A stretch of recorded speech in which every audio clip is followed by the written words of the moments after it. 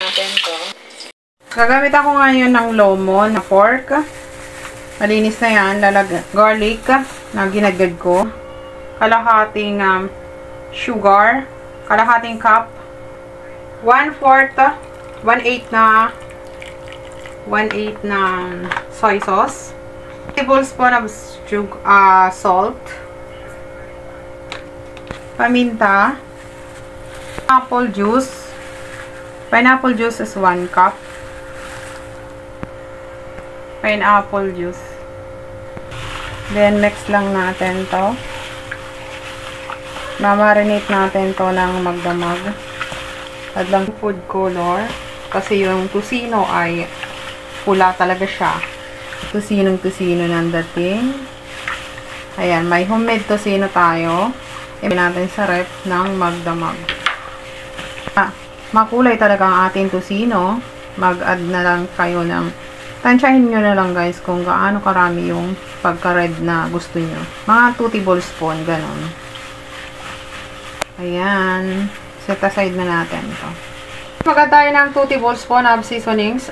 Optional yan, seasonings na yan. Pwede kayong hindi maglagay, pwede rin maglagay. Optional. Ito ng magdamag. Tapos bukas ng umaga, atin ngayon i-fry na to para sa almusal.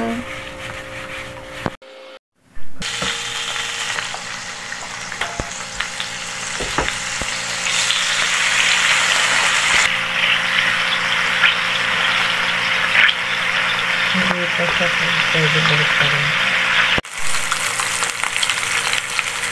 Natin to. Guys, na tusino, pork tusino guys.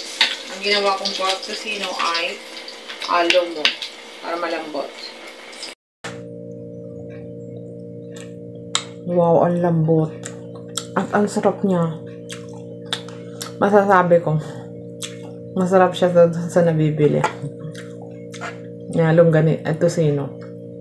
Perfect na perfect ang kanyang texture, ang kanyang lasa, sobrang lambot. Magugustuhan to ng mga bata guys. Gawin nyo na to. At ano siya, pwede siyang pang business. Ano nyo sa mga kumahal nyo or kahit sino guys, magugustuhan itong timpla na to. At kung bit nyo, pwedeng sausawan, kalamansi at saka tuyo, sarap. Delicious. Ang sarap. Sobra. Yummy tusino. Homemade. My own version. Thank you guys for watching. Please subscribe to my YouTube channel and follow my Facebook page. If you buy something, please click the yellow basket in my TikTok shop. Bye guys. Thank you. Yummy.